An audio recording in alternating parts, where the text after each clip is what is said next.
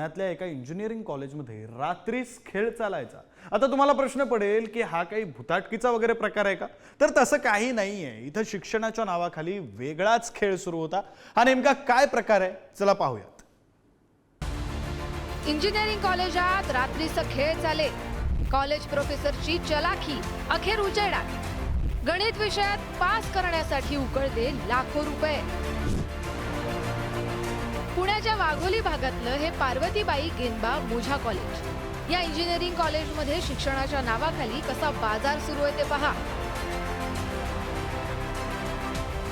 इंजिनिअरिंगच्या पहिल्या वर्षात शिकणाऱ्या अनेक विद्यार्थ्यांना गणिताचा पेपर कठीण जातो। नेमकी हीच मेख ओळखून गणिताच्या पेपरात पास करून देण्याचा आमिष दाखवत एका प्राध्यापकानं विद्यार्थ्यांकडून लाखो रुपये उकळल्याचा धक्कादायक प्रकार समोर आलाय। पुणे पोलिसांच्या गुन्हे शाखा युनिट 6च्या पथकानं कारवाई करत या प्राध्यापकाला आणि 3 विद्यार्थ्यांना बेड्या ठोकल्या। प्राध्यापक प्रतीक किसन सातवसह आदित्य खिलारे, अमोल नागरगोजे, अनिकेत रोडे अशी अटक केलेल्या विद्यार्थ्यांची नावं आहेत। गणितात नापास होण्याची भीती असलेल्या विद्यार्थ्यांना प्राध्यापक प्रतीक सातवनं हेरलं। त्यांच्याकडून सातव आणि त्यांच्या साथीदारांनी प्रत्येकी 10 ते 15 हजार रुपये गोळा केले।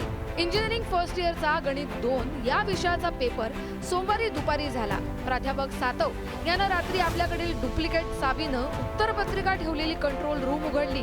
रात्रीच्या अंधारात दुपारचा पेपर 8 विद्यार्थ्यांकडून पुन्हा सोडून घेतला जात होता। पुणे गुन्हे शाखेच्या युनिट 6ला ही खबर मिळताच त्यांनी छापा टाकला।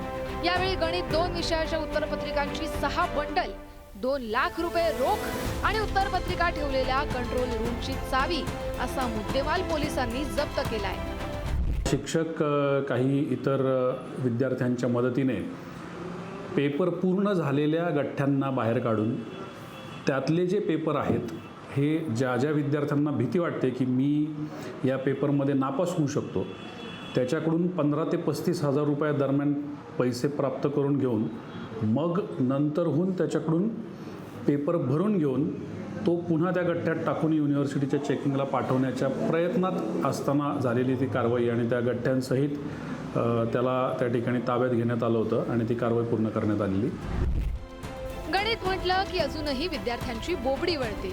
विद्यार्थ्यांची हीच अडचण या प्राध्यापकानं हेरली आणि स्वतःचं उखळ पांढरं करून घेतलं। शिक्षणाच्या पवित्र क्षेत्राला आणि शिक्षकी पेशाला काळीमा फासणाऱ्या या प्राध्यापकावर आणि त्याच्या साथीदारांवर कठोरात कठोर कारवाई व्हायला हवी आणि विद्यार्थ्यांनीही गणिताचा बाऊ न करता अभ्यास करूनच यश मिळवलं पाहिजे। हेच या प्रकरणातून पुन्हा एकदा समोर आलंय। ज्ञानेश्वर चौतमल, पुढारी न्यूज, पुणे।